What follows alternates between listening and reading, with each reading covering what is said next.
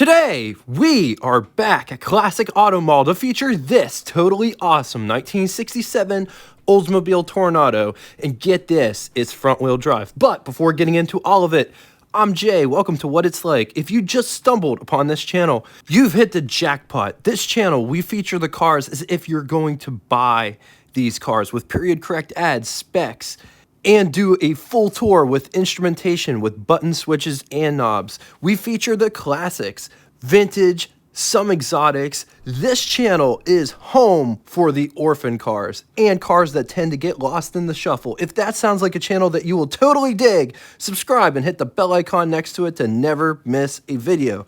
Two things real quick. It's not too late to ask questions that will be answered in the reflection episode coming tomorrow.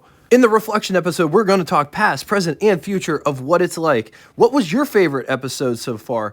What are your favorite aspects of the channel so far? I'm going to share all of mine, and that's coming up tomorrow. Tomorrow's going to be a double feature day. That's going to be an episode, and we're going to do an actual car episode as well.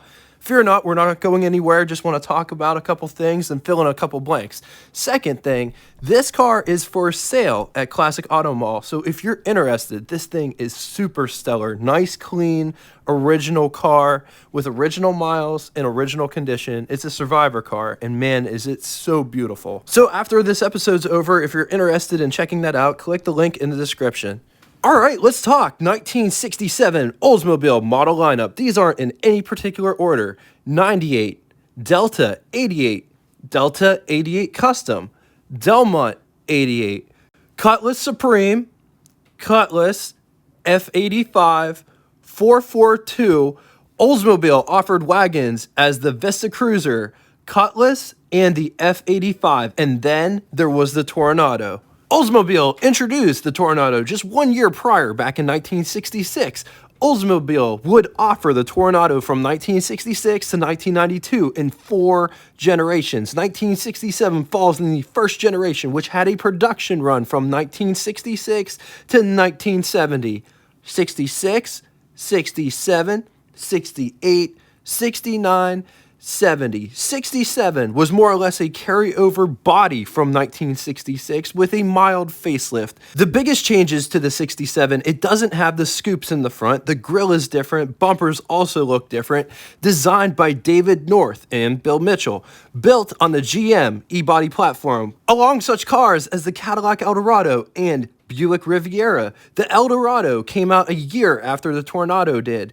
Both the Eldorado and Toronado are front-wheel drive, and the Riviera is rear-wheel drive. 1967 Oldsmobile Toronado could be had as a 2-door coupe or a 2-door deluxe coupe. The differences between the standard coupe and the deluxe coupe were the deluxe coupe had more options as standard, such as front seat armrest, chrome windshield moldings, Strato front bench seat or bucket seats if they wanted to upgrade to the bucket seat for no charge, and wheel trim rings. While on the topic, here are some other major options on this list. New for 1967, front disc brakes, which were power operated for $78.99, which is equivalent to you spending $691.23. Tilt and telescoping steering wheel is the same price. Air conditioning is $421.28, but you have to get the 4-season heater, which is, and there's nothing mentioned about how much that heater is, so this isn't even the full price, but $421.28 is equivalent to you $3,607.81 in the year 2022. And here's an interesting one.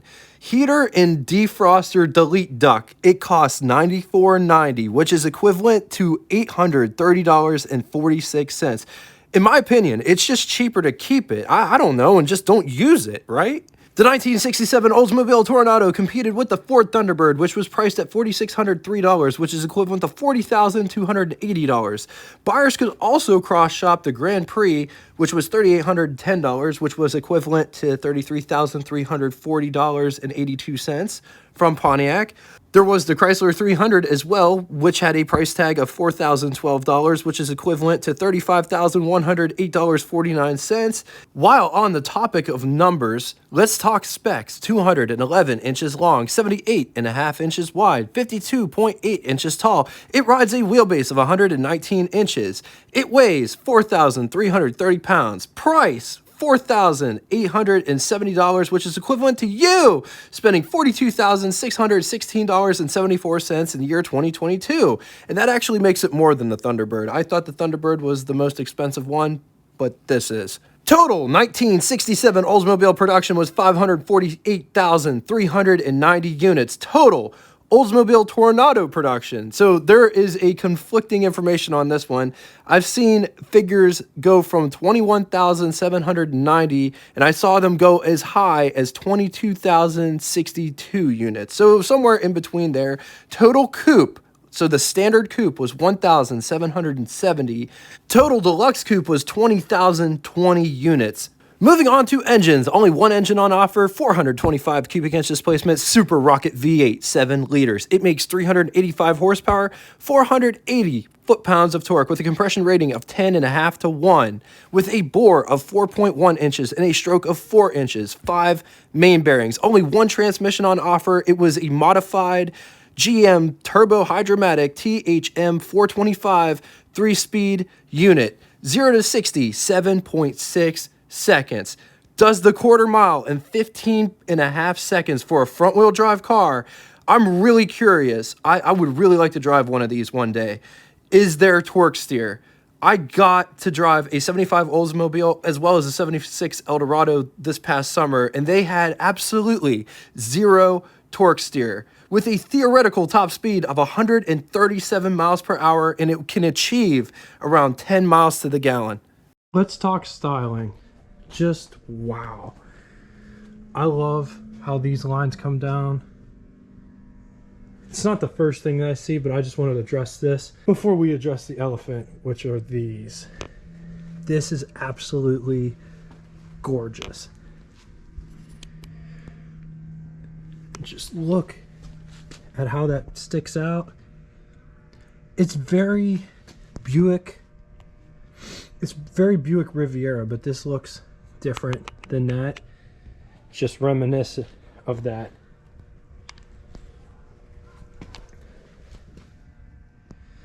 I love how the fender flares out. I love how this is continued to point. This is pretty aggressive point here. How this line comes back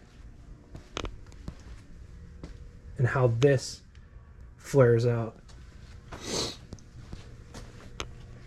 That's an absolutely gorgeous shape right there. I love these vents in the back. Even the styling back here, it's real nice.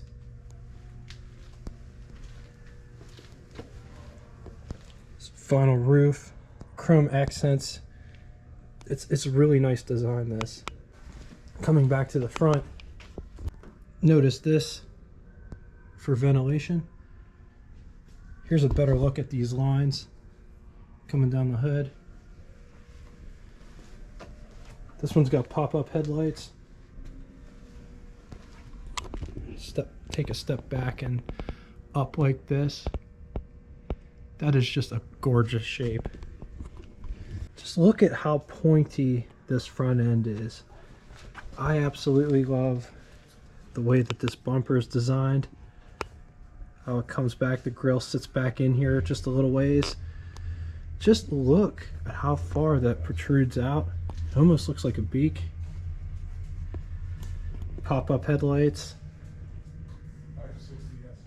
Coming up and getting inside, the door is massive. Let me take a step back so you can see how big the door is. It's absolutely huge,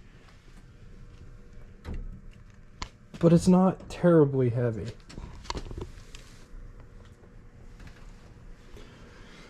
Here is the door handle for the rear passengers to get out. Take a look at all of the bright work. Armrest. It's a very slender armrest. Very nice plush materials used on the door panel itself. This is the door handle to pull the door shut. Door handle for the driver to get out. Notice how this is all dished. Like, you could put your phone in there if you wanted to and it wouldn't go anywhere. Power window switches. Coming down inside the pedal box. Emergency brake release. Brake pedal, gas pedal. There is a vent over there in the footwell, as well as a vent over there in that footwell. Just take a look at this interior. I absolutely love whatever material this is. It's a very interesting material. Check out this hinge situation. Look at those big, massive hinges. Also, look at how this operates. Look at how tight that is. A lot of engineering went into making these cars. Here's what over the hood looks like. Here's what first person looks like with over the hood. There's adequate space underneath the steering wheel. I wear size 34 pants. If you're about the same size I am, you'll fit in this really nicely. On to the button switches and knobs, starting on the bottom dash left, fan speed, lights, heater, and ventilation controls. Just below that are the wipers and the wash feature just next to it. Gas gauge just above that, water temperature, speedometer, which I absolutely love because it sort of looks like an old school altimeter. Odometer just below that. Drive select modes read park, reverse, neutral, drive, super, and low. Oil pressure, which is a light, amp meter, clock, radio, courtesy lights, ignition. Can we just take a minute and just look at this awesome dash? I absolutely love the dashboard and all of the gauges and all of the buttons and everything that is going on. What do you think? Up above, sun visors, and they're nice and padded. Sun visor over here for the passenger. It's got a nice courtesy mirror attached to it. Nice rear view mirror there. Notice there's a vent at the top of the dashboard, as well as a vent over there and a vent right there. So this one's got panel vents, which is really nice. There's an ashtray here. It's actually dual ashtray with cigarette lighter in the center. On to the glove box test. Here is our test subject. Here is my hand for reference. Here is our glove box in question.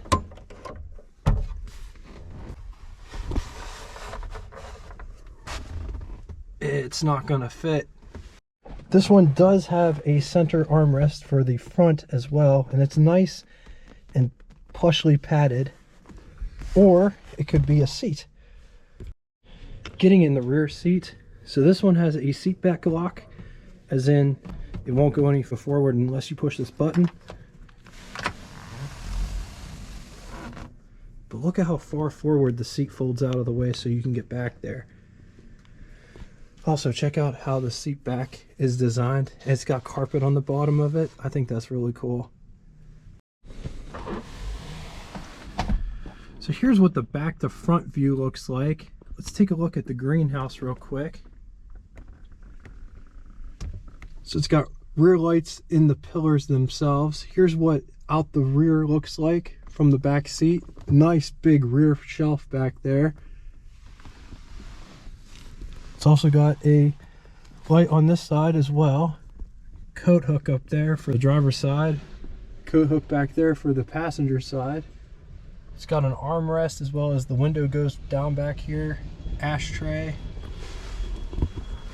Speaker housing. Over here, armrest as well as ashtray. Window switch for the window to go down. This is what your arm would look like on the armrest. Here is a quick gander of what the trunk looks like. Absolutely massive trunk with a full-size spare, it looks like. It's all the way in the front there, bumper jack right in front of it. Let's get under the hood. So the hood popper, I don't know if you can see, it's right here. So important to note, there isn't a second catch. The hood is really heavy. You have to hold the bottom out as far as you can and push up on it. But just check out this awesome engine. Windshield wash tank. It's got power brakes with dual master cylinder. Power steering.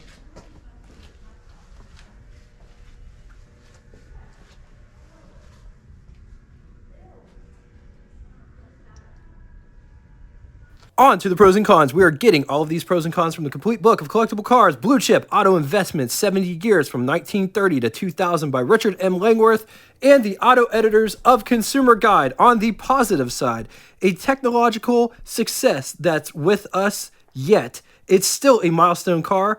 Exceptional traction, handling, performance, distinctive styling, invokes chord comparison for some, luxury, comfort, strong appreciation potential. I forgot to mention, this is the first American-produced front-wheel drive car since the Cord.